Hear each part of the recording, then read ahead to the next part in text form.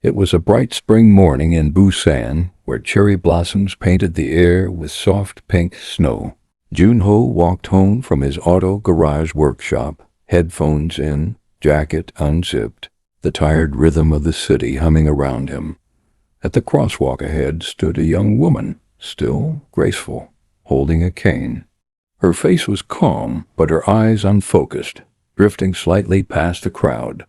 The world hurried around her, but she didn't move. When the light turned green, people brushed past her, uncaring. Junho hesitated, then stepped forward. "Excuse me," he said softly. "Would you like some help crossing?"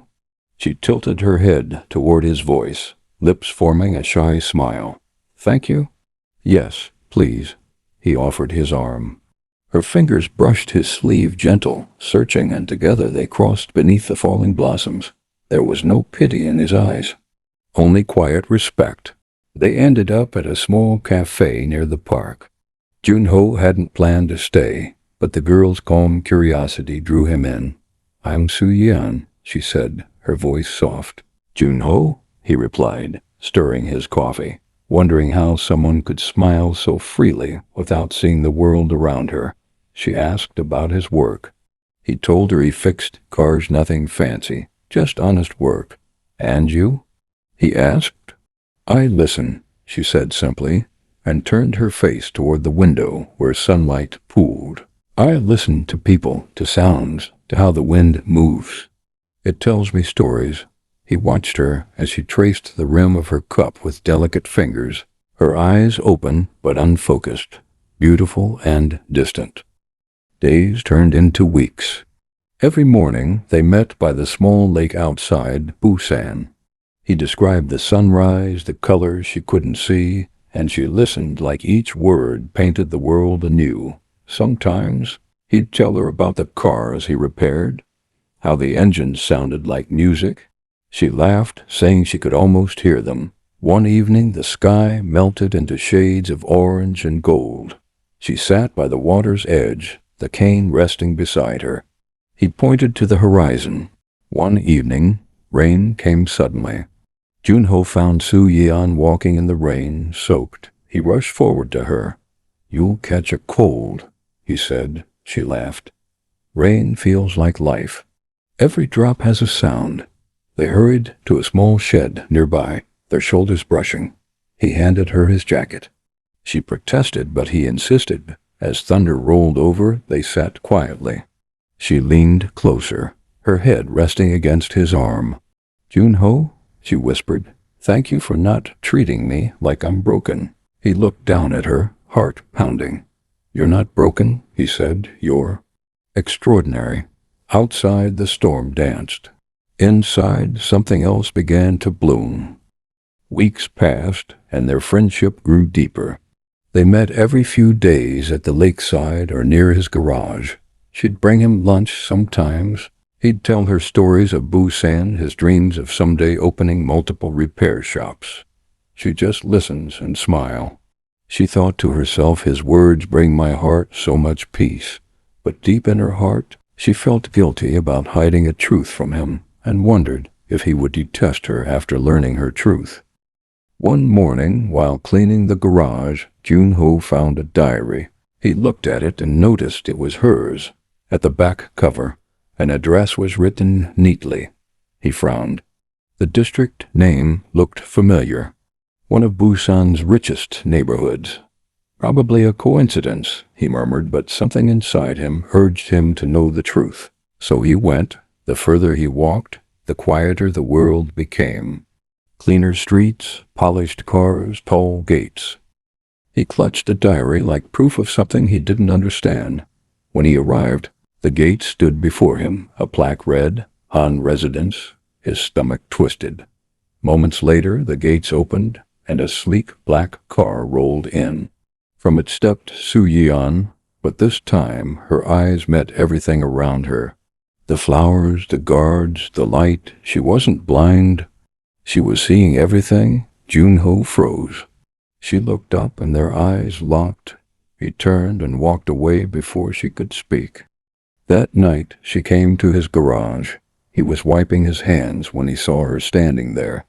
No cane, no disguise, only the truth. Junho, she began, voice trembling. Please let me explain. He stared at her, his jaw tight.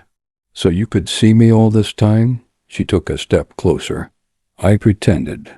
I needed to find someone who loved me. Not my name, not my family. Just me. His laugh came bitter and low. So I was part of an experiment? Tears welled in her eyes. No, it wasn't like that. My parents knew. I just wanted something real. He looked at her for a long moment. Then he spoke quietly, painfully. Su-yeon, you live in a world of gold and gates. I fix broken engines. We don't belong together. She shook her head. I don't care about money. He stepped back. But I care about peace. About not being someone's story or charity. She reached for him, but he turned away. Go home, Su-yeon, please. She looked at him with tears in her eyes and finally left. The next morning, Junho tried to focus on his work, but every sound echoed differently. Then he heard a car pull up. He wiped his hands and stepped outside, a man and a woman in their late 50s, dressed simply yet gracefully. They smiled warmly. Are you Junho? The man asked. He nodded yes. The woman stepped closer. We're Su-yeon's parents. The words froze him in place. Mr. Han bowed slightly. She told us everything. About your kindness. About how you cared for her when no one else did. Junho glanced away. She didn't need to do that. I don't want anything from her or your family. Mrs. Han smiled gently. My dear, love isn't about taking. It's about giving, and you've given her something money never could. Mr. Han's tone softened. You may think we'd look down on you, but we're proud of how our daughter found someone real. Junho's chest tightened. These weren't the people he expected. Not arrogant, not distant, but kind. Mrs. Han handed him a letter. She cried all night, she said. Not because you saw her truth, but because she thought she lost yours. For a long moment, Junho couldn't speak. As the car pulled away, he was in deep thoughts. That evening, Junho sat at his small wooden desk. The letter lay before him, unopened. He traced the silk wrapping with his fingers, then opened it slowly. It read, Junho, I never wanted to hurt you. I only wanted to be seen, not as a name, not as an heiress, but as a girl who could love freely. You gave me that even when I didn't deserve it. If you can, please forgive me. The handwriting trembled at the end, as if the ink itself held tears. He closed his eyes, the sound of her laughter filling his memory, the way she tilted her head when listening, the soft smile when he told stories. He slowly whispered, I forgive you. In the morning, he arrived at their lakeside, the place where it all began. She was there, standing by the water. Her hair was loose, catching the bright glow of the day. When she turned and saw him walking toward her, her lips parted, eyes glistening, he stepped a few steps away. Neither spoke for a moment. The silence said everything. Then she whispered, I didn't lie because I wanted to deceive you.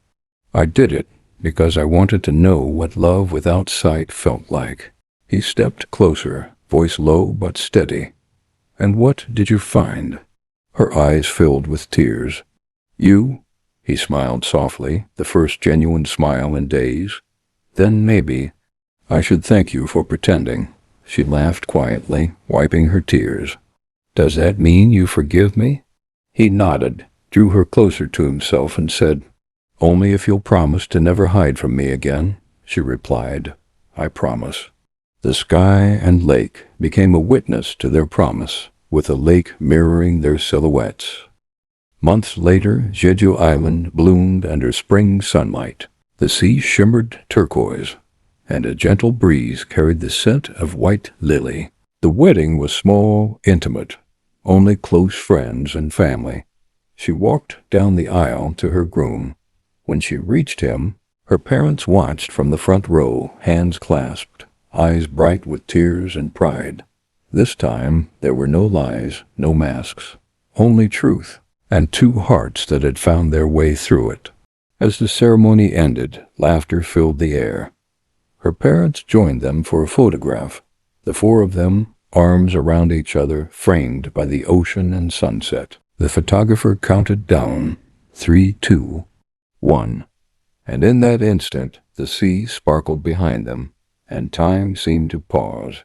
Love was no longer something she had to see. It was something she could finally feel freely and forever. And that was how a blind girl who could see, and a mechanic who only dreamed, found each other in a world that once kept them apart. Sometimes love doesn't begin with sight. It begins with truth. If you believe love like this still exists, don't forget to like, share, and subscribe.